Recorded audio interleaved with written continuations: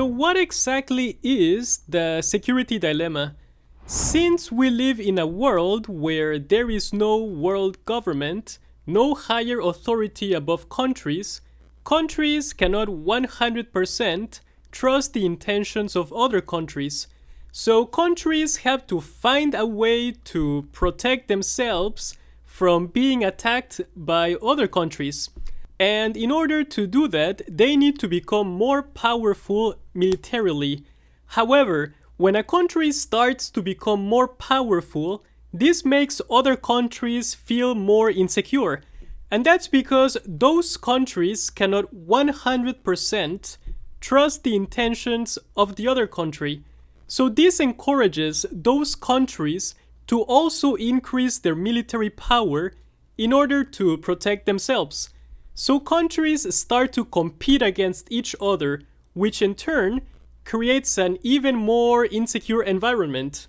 So basically, one country tries to improve their national security, and that brings the effect of appearing to threaten other countries, and that makes other countries counteract by increasing their power too, which basically leads to a more insecure situation for everyone.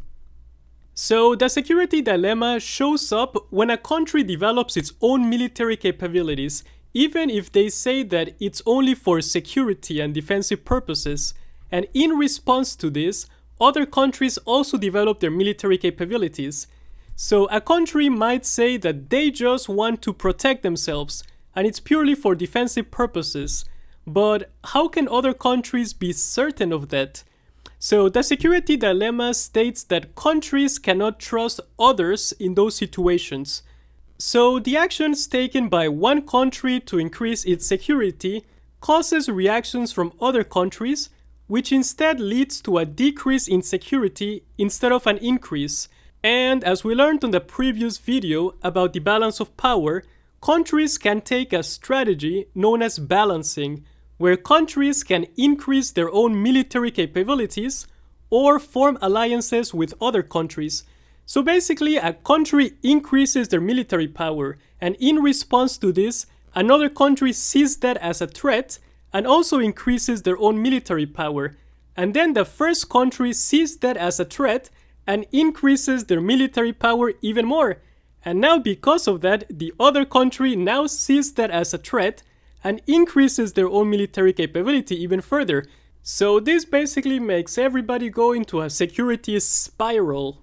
One good example of the security dilemma is the situation between Russia, Ukraine, and NATO, where NATO is expanding and adding new members in Eastern Europe in order to protect those countries from potential Russian aggression, even though they say that it's only for defensive purposes. They're doing it to defend themselves. They're a defense alliance. NATO might see it that way, but Russia certainly doesn't see it that way, because Russia can't be 100% sure of that. No country can 100% trust the intentions of others, so countries can never know when the other side will use its increased military capabilities for an attack in the future. So countries facing this situation may choose to either reduce their military capabilities to defuse the situation, which might make you more vulnerable to an attack, or they will increase their own military capabilities even more to re-establish the balance of power, which might result in a security spiral, with each state arming themselves more and more, which might still lead to war in the long run. Or they might also launch a preemptive attack in order to prevent the country that it's arming itself from becoming too strong and breaking the balance of power. So the result of this security dilemma situation is that instead of becoming more secure, it makes the whole situation more vulnerable than before. There is more tension and it's easier for a conflict to happen. So this basically has the opposite effect than the one intended. In the security dilemma situation in Europe now, not only does NATO feel less secure, but all the other countries as well, because both sides can't trust each other 100%.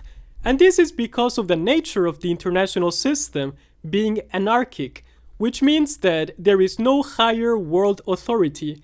So the game of international relations is designed in such a way that if you played the game wrong, you might lose. And if you played the game right, you might lose. So this actually shows the tragic nature of international relations, which is that countries can play the game correctly. They can strive for peace and stability, and eventually end up in military conflict. And we can also see situations of the security dilemma not only in Europe, but also in many parts of the world. Of course, all of them have different levels of intensity. There's the situation between the US and North Korea, the US and Iran.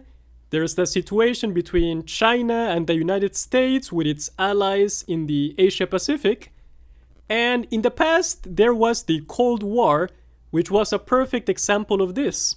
Some people argue that the security dilemma is the most important source of conflict between states. So whenever you see a conflict between countries happening, it is possible that it's a conflict that is related to the security dilemma.